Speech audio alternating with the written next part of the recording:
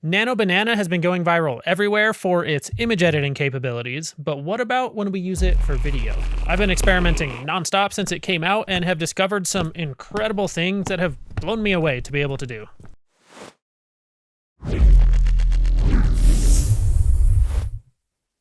This is a fun one, we'll get to that later, but let's actually start a little simpler than that. A really easy one I thought was pretty fun was taking famous artwork like the Mona Lisa, then I'd drag it in and ask for it to zoom out to show what it would have looked like while Da Vinci was painting it. I'm using Nano Banana in Gemini, by the way. You could also use it in Google AI Studio, completely free, or there's platforms like FreePic that have it integrated. A benefit of platforms that have the API integrated is it will come back without the watermark, although it only takes a couple seconds to get rid of with generative fill in Photoshop if you wanted to. But I used that same prompt, just changing the name of the artwork and the artist for the girl with the pearl earring, Starry Night, then Relativity. Nano Banana will generate the new image using the same aspect ratio as the one you uploaded. And from there, I wanted to animate between them, so it zooms out from the art and shows the full scene. To do that, we need a platform that allows for both start and end frames. I tested most of these in Hailuo, Kling, and Midjourney. I upload the start frame here, click the end frame, and upload the final scene. Then just a simple prompt works since there's already a lot of information from the images. I'm mostly just prompting for the camera movement. Easy as that. Then I just added in some classical music and here it is.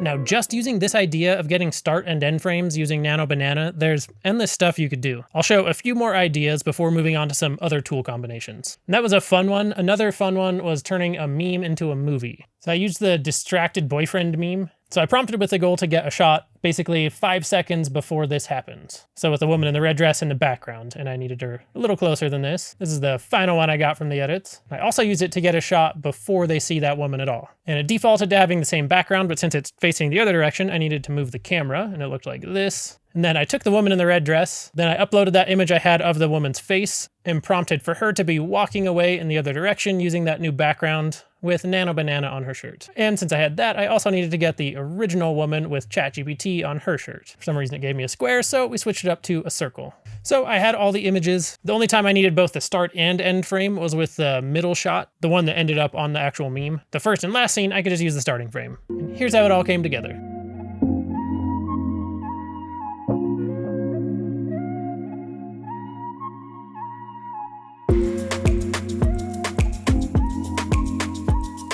So pretty relatable. And another one I did that was not practical at all, just fun. This was asking for images of my dog on all sorts of crazy adventures and extreme sports. All I did was upload 2 pictures of him as the reference images and asked for him skydiving, swimming with sharks, volcano boarding, etc. Then I generated all those in Hailuo and made an action sequence.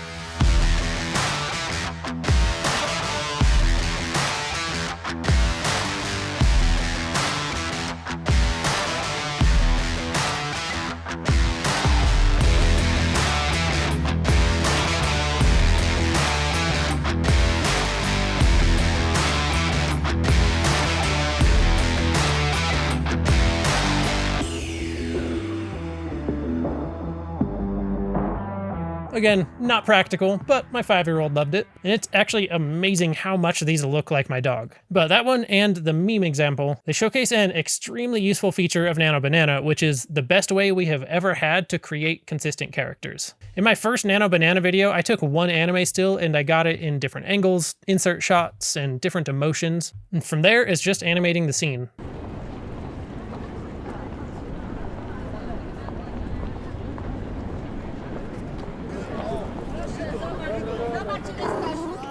I actually want to show an example here of some people who did this extremely well. OX Framer has done a bunch of these. It is better when you're listening to it with the music, but it sounds like a song that would be copyrighted, so I'm not going to play it here. But he has this guy going through all sorts of different scenes, consistent character through all of these shots, and he combined Nano Banana with Sea Dance for the videos. Now here's one more. And this one is from James Garday. He's one of the best follows on Instagram. He does tons and tons of unique stuff, but this one, he turned himself into a character. And then it's just him going through, waking up, drinking coffee, driving. Then he ends up heading to the ocean. So even in a unique style like this, you can have a consistent character from scene to scene. Not sure if I can play the music in this one either, so that's why I'm just talking over it. This tool is brand new, but people are already making some incredible stuff with it. There's tons and tons of other examples from the community I could go over, but this is a tool in every AI creator's toolkit now. In addition to consistent characters, you can have consistent products as well and put them into any scene. I created like 30 product shots of my fictional Future Fuel energy drink with our logo. I could animate any of those or even string multiple together to make an ad really easily. That was just a super quick example I threw together, but by far the best example I've seen of this was the Door Brothers. I mean, they are always killing it. Everything they post is amazing. But they made an incredible Heineken ad, which I'm sure I can't play the music, so this would be a long one for me to just talk through the whole thing, but definitely go to their page and watch this in full, or just watch all of their stuff. I mean, they are one of the best. They've been making amazing things with AI since the very early days of AI video. I mean, they've gone super viral a bunch of times now, so most people are probably already familiar with them. But if not, check them out. We have all these awesome ways to make videos with Nano Banana. I assume a lot of people are making them for YouTube. My favorite YouTube ideation and strategy platform is Spotter Studio, the sponsor of today's video. And I want to just show really quick how I actually use the platform. So an area I visit a lot is the Outliers tab. That's where I start if I don't already have an idea. You can see outliers that performed particularly high relative to that channel's average video. So you know there's interest in a particular topic. And I switched to a short time frame, so it's from the past few weeks. There's, of course, a bunch of GPT-5 stuff here, and I can switch between all of YouTube, what my audience also watched, and a list of creators that I selected. And you can see here, the first two are both about Nano Banana, so I'll click Brainstorm and start ideating based around this topic. It comes back with a list of potential titles that I could get started from, but I want a unique take on the topic, so I'll type in creating videos using Nano Banana instead of just images. Now it will give me some new titles. Then I can start to expand from there. Nano Banana might change video creation. It's on the right track, so I'll click that and explode out from there. Then we got, can Nano Banana transform your videos forever? So power up with overperforming words and phrases. Now I'm going kind of fast because that's how I actually do this. Just jumping in a bunch of different directions. You can do this just a bunch of times, expanding out, then honing in. Then I just save a bunch that have potential as I go. I'm not finalizing anything yet, just ideating. So I just jump around to whatever feels right in the moment. And when I have some good titles saved, I jump over to thumbnails. It already has some generated. This one's cool. Save. Then I generate some in the concept art style. Not as into these. I'll try sketch. Not bad. Now I'll jump into concepts. And this is a good time to mention, all of this is backed by data from across all of YouTube, then personalized based on my channel and history. So I'm ideating using data-driven insights. And so I've got the concept and I'm opening up the story beats where I can build and develop the concept, flesh out different beats, hooks, pacing, narrative arcs, twists. So I've done this a lot, so I go through all of this quickly too, just save any good idea I see fast. Then I come back to everything later. I'm just building out the rough idea and outline. Next, I jump into the package. So packaging is one of the most important parts of a video. If people don't click, they don't watch. And I can see what the thumbnail looks like in context on desktop, TV, mobile, on light and dark mode with a squint test. And this was the initial concept, but I come back in here once I have the final thumbnail designs to test and compare. Then we've got the notepad for publish date, length, sponsor, and then any notes you want to add in for pre-production. You can even script the full thing out in here. I actually like to save all of my old scripts. And I switch this to in development, and that's it. Now back in my projects, I have the full idea fleshed out and organized fast. Sometimes I'll jump through a bunch of video ideas quickly in one session like this. Then once it's more fleshed out, I can decide which one is the most worthwhile to go forward with. The Spotter Studio is my favorite YouTube tool for strategy, ideation, and design. Right now they're running their best offer since I've been covering them. Use the link in the description and you can get a 7-day free trial, then a full year for just $99. And thanks again to Spotter for sponsoring this video. Now, another option with start and end frames is making a time lapse. So I did this with a photo I took of the Milky Way. I asked for that same shot during the day, then I just animated between those. So that turned out really well. Here's another solid one from Chris First. This one's actually of the seasons changing, and while it's pulling out, looks really good. Alex Petrascu used this same technique, and he did quite a few different time lapses with this, and there's tons of cool examples. That's a great use case for it. I also tried to turn me into an old man and make it look like a time lapse. That looked all right, but it got super creepy when I tried to go from the younger version. It was not understanding that I wanted a time lapse instead of like a weird morphing effect. But another obvious one to do that with would be to turn into a werewolf.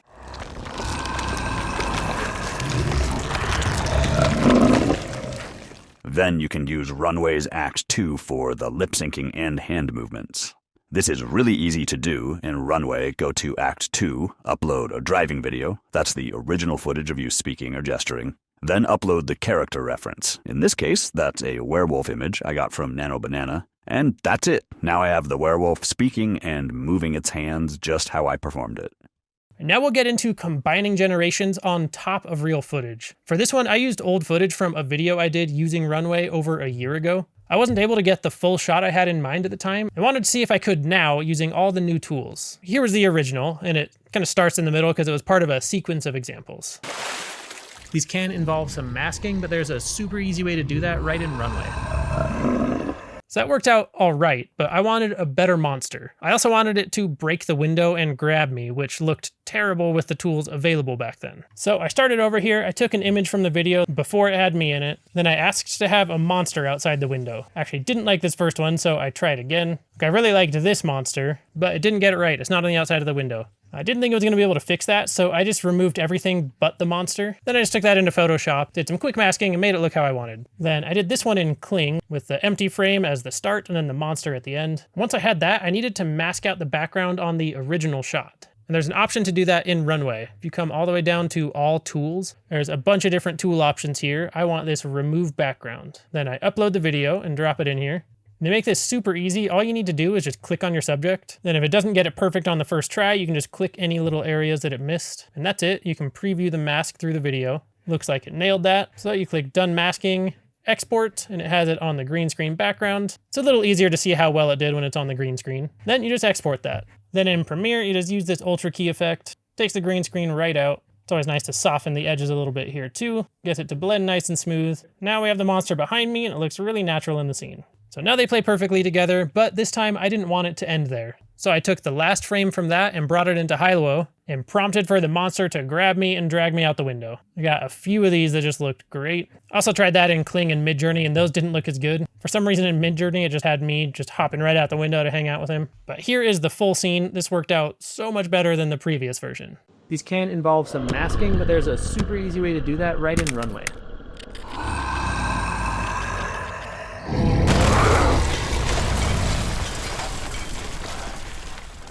So now the intro to this video was basically a more complicated version of everything I've covered, using the green screen technique with start and end frames, then mixed with Act 2 in the same way I demoed with the werewolf. It requires more planning to get it all to work together, and I did make some mistakes that complicated things. But I started by taking a frame from the video and removing me from the image. Then I asked for a banana creature on the right side, and I changed my mind and asked for it creepier, didn't like that. And I ended up going with the banana wizard on the side. And then I needed to get an image of me turned into the banana person. Took a couple tries to get it how I wanted, but I liked this one a lot. Although I ended up masking out the bottom of this banana here in Photoshop. And then I removed the background from the start and end frame so it was on a green screen, and we just have the banana on the desk as the starting frame, and the banana wizard on the right for the end frame. This works well in Kling and Hailuo. This is the one I ended up using right here in Kling. Then once I had that part edited in Premiere, with the background removed, I took this last frame here where I'm looking at the banana wizard creature. So I brought that in as the starting frame in Kling, and then the end frame was just me as the banana creature. That one looked like this. I got a bunch of options that were hard to choose between on that one actually. Then from there it was just into Runway for Act 2, upload the driving video up top, and then I had just the image of the banana man down below. And one issue I did run into was I should have moved the banana off of the desk right here as I was filming. When I came back in to layer everything, it ended up being really weird to have the banana in the back there, and I ended up having to mask it out in a kind of strange way. But I was able to get it to work. I just should have planned that out better.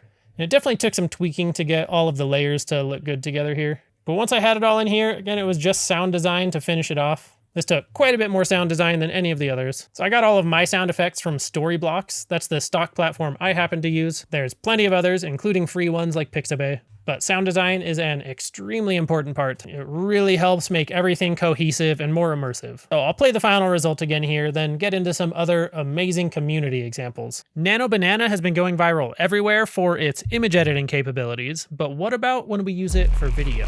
I've been experimenting nonstop since it came out and have discovered some incredible things that have blown me away to be able to do.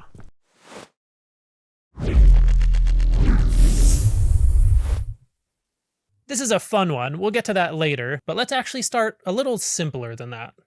There's one other fail I had that I think is worth showing because it could look cool if done better. I'd seen an example of like a deconstructed burger. I couldn't find it again to show, but I wanted to use that in a video. I thought it would be really cool to do with a skateboard while it was midair.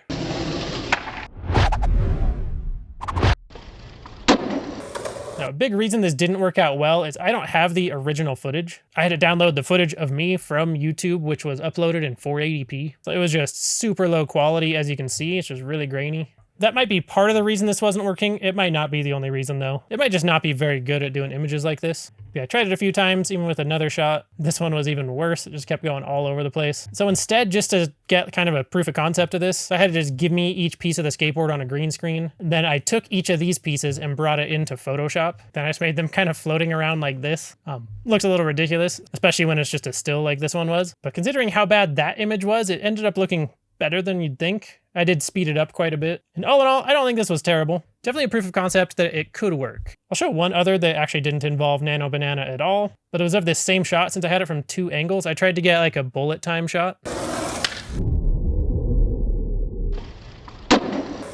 It ended up being really, really close. It ended up being just around right here, where I wasn't in the correct position anymore. So the last little bit had to move my legs around all funny, so I wasn't frozen the whole time. That definitely ruined the effect. But with enough rerolls, better footage, or a less unusual body position, I think this could work really well for pretty much anything you have 2 angles of. But I thought those were just worth showing, even though they didn't turn out perfect. And there are many others who have been experimenting with combining Nano Banana with video tools. I want to show a few of my favorite that are good for inspiration. So this one is from Enigmatic E. He is always doing super creative stuff. Definitely a great person to follow. But he's got this one of spraying on his hair. I don't think I can play the music on this, but this was just a awesome idea that worked out perfectly. Definitely a lot of possibilities you could do with that. This one is from Tech Holla, of him kind of going into his favorite arcade game and actually being one of the characters. This uses a few different techniques, of course, the start and end frames, and then the like restyling and using himself as a character here. It's pretty easy to prompt for yourself like that. But using that consistently across all of these different scenes just ended up looking great.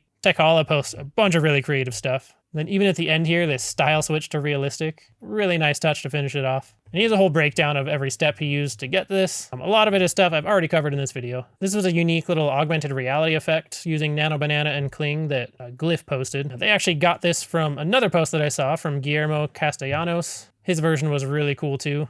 I'll just mention that in FreePic, they now have the option for visual prompts where you just annotate your images with what you want to change. And you can bring in little images to lay over it, so you just drop it all right on there. They've been trying to make this easier and easier. I do like FreePic, I use it a lot. They have all the different video tools and image tools all mixed into one platform, so you don't have to have like 20 different subscriptions. It's a nice way to test out a bunch of different stuff. But adding annotations and images like this can get you a long way in Nano Banana and in VO3. This one from Stealthy the Time Traveler is just incredible. Like, this is an amazing fight scene. There's a ton of action in here. I know he's using start and end frames. You can kind of see where the transitions happen, but it's all really smooth together. So he's obviously just using these consistent characters to get all of them in different perspectives. That is just incredible. Definitely watch that one with sound. This one from Travis Davids is just a quick demo of how you can get a bunch of different images all combined into one scene. And then from there, you can prompt it into just any different perspective you want and make a whole video out of it using not just one consistent character, but consistent clothing, consistent cars, consistent animals, anything you want. Like, Nano Banana really has opened up so many possibilities. This is something we've been needing forever in the AI video world, and it's finally here. You can also do incredible motion graphics using Nano Banana and some of these same techniques. There's a few tweaks along the way for that workflow, but I made an entire video showcasing a bunch of different examples of how you can do that as well, just specifically for motion graphics, for explainer videos, educational diagrams, map animations, and a bunch of other stuff in there. I don't want to show all those examples here. I'll kind of show just the finale from that. And then you can go watch that video after this one if you want to do a deeper dive into motion graphics using Nano Banana.